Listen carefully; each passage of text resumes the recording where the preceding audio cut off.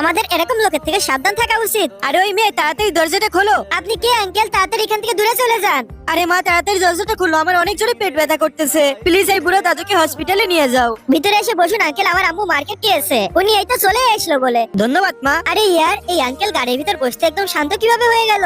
আমি চলে এসেছি পিহুমা। আরে আম্মু, তুমি কোথায় গেছিলে? দেখো এই আঙ্কেলের অনেক জোরে পেট ব্যথা করতেছে, তাড়াতাড়ি ওনাকে হসপিটালে ছেড়ে দাও। মার্কেটে একটা চোর চুরি করে পালিয়ে গেছে, এজন্য টাইম লাগছিল। তোমরা ততক্ষণে কোল্ড ড্রিঙ্ক খেয়ে নাও, ততক্ষণ আমি হসপিটালে নিয়ে যাচ্ছি। ধন্যবাদ বোন আপনাকে। আরে এই লোকটা কোল্ড ড্রিঙ্ক কেন খাচ্ছে? পেট ব্যথা করলে তো কোল্ড ড্রিঙ্ক খাওয়া উচিত নয়। আরে বোন, তুমি রাইট সাইড থেকে চলো। কিন্তু আঙ্কেল, হসপিটাল তো রাইট সাইডে। আরে বোন, আমি রাস্তা সম্পূর্ণ চিনি, রাইট সাইডে একদম শর্টকাট। ঠিক আছে আঙ্কেল। আরে রাইট সাইডে তো একদম শুনশান গলি। এই লোকটা আবার মার্কেটের ওই চোরটা নয় তো?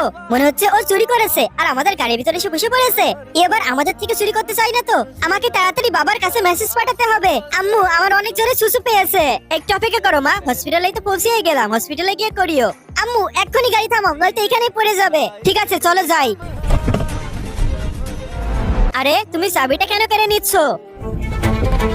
আরে এই গাড়িটা লক কেন হয়ে গেল? আম্মু, এই লোকটাই ওই মার্কেটের চোরটি। কি? চলো পুলিশকে কল করি। আমি আগেই বাবাকে বলে দিয়েছিলাম। চল ছাড়া চোর, এবার জেলের হাওয়া খাস গিয়ে।